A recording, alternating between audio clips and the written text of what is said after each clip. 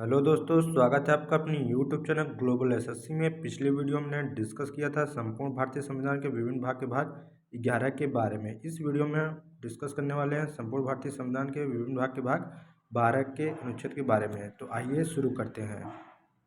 वित्त संपत्ति अनुबंध और मुकदमे अनुच्छेद 264 से अनुच्छेद 300A तक भारतीय संविधान के भाग 12 में वर्णित है। संविधान के भाग 12 में वित्तीय प्रावधान शामिल है, जिनमें कराधान, विभिन्न निधियों की परिभाषा, संपत्ति रखने का अधिकार और केंद्र और राज्य सरकारों द्वारा उधार लेने से संबंधित प्रावधान शामिल है। भारतीय संविधान के भाग 12 में वित्त संपत्ति अनुबंध और मुकदमे अनुच्छेद 264 से 300A तक वर्णित है, जिसमें अध्याय 1 से अध्याय 4 तक है।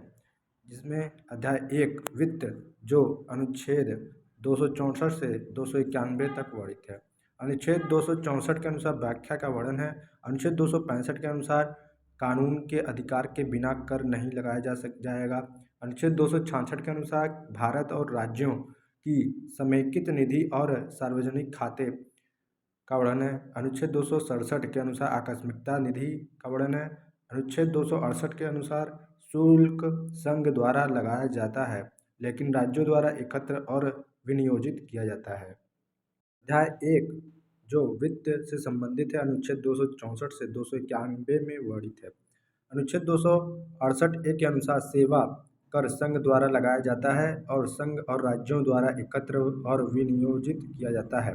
अनुच्छेद 269 के अनुसार संघ द्वारा लगाए गए और वसूले जाने वाले लेकिन राज्यों को सौंपे गए कर का वर्णन है। अनुच्छेद 269A के अनुसार अंतर्राज्यीय व्यापार या वाणिज्य के दौरान माल और सेवा कर का आरोपण और संग्रहण का वर्णन है।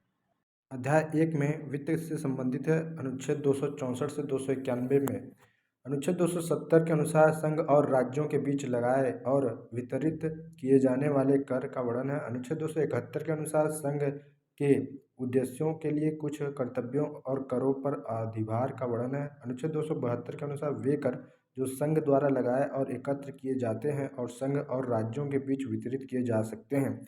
अनुच्छेद 273 के अनुसार जूट और जूट उत्पादों पर निर्यात शुल्क के बदले अनुदान का वर्णन है।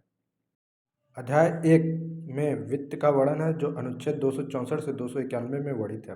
अनुच्छेद 274 के अनुसार कराधान को प्रभावित करने वाले विधेयकों जिनमें राज्यों की रुचि हो के लिए राष्ट्रपति की पूर्व अनुशंसा आवश्यक है। अनुच्छेद 275 के अनुसार संघ से कुछ राज्यों को अनुदान का वर्णन है। अनुच्छेद 276 के अनुसार व्यवसायों, व्यापारों और आजीविका और रोजगार पर कर का वर्णन है। अनुच्छेद 270 के अनुसार बचत का वर्णन है। अध्याय 1 जो वित्त से संबंधित है, जो अनुच्छेद 264 से 291 के बीच वर्णित है। अनुच्छेद 278 के अनुसार कुछ वित्तीय मामलों के संबंध में पहली अनुसूची के भाग बी में राज्यों के साथ समझौता का वर्णन है। अनुच्छेद 279 के अनुसार शुद्ध आय आदि का गणना का वर्णन है। अनुच्छेद 279A के अनुसार वस्तु एवं सेवा कर परिषद का वर्णन है। अनुच्छेद 280 के अनुसार वित्त आयोग का वर्णन है। अनुच्छेद 281 के अनुसार वित्त आयोग की सिफारिशें का वर्णन है। अध्याय 1 जो वित्त से संबंधित अनुच्छेद 264 से 291 के बीच वर्णित है। अनुच्छेद 282 के अनुसार संघ या राज्य द्वारा अपने राजस्व से चुकाया जाने वाला व्यय। अनुच्छेद 283 के अनुसार समेकित निधि, आकस्मिक निधि और सार्वजनिक खातों में जमा धन की अभिरक्षा इत्यादि का वर्णन है। अनुच्छेद 284 के अनुसार लोक सेवकों और अदालतों द्वारा प्राप्त दावेदारों की जमा राशि और अन्य धन की अभिरक्षा का वर्णन है।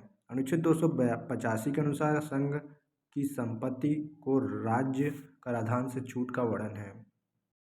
वित्त संपत्ति अनुबंध और मुकदमे का अनुच्छेद 264 से 301 के अंतर्गत आते हैं। इसके अंतर्गत अध्याय 1, अध्याय 2, अध्याय 3, अध्याय 4 वर्णित है।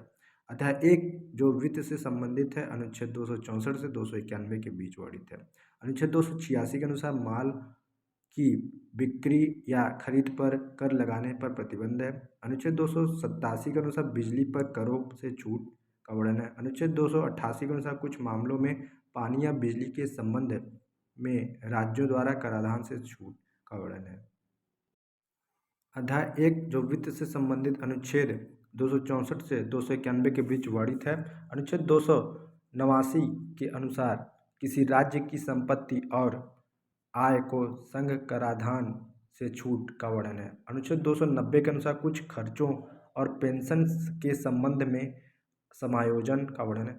अनुच्छेद 290 के अनुसार कुछ देवाश्रम निधियों को वार्षिक भुगतान का वर्णन है। अनुच्छेद 291 के अनुसार शासकों की प्रीवी पर्स राशि का वर्णन है।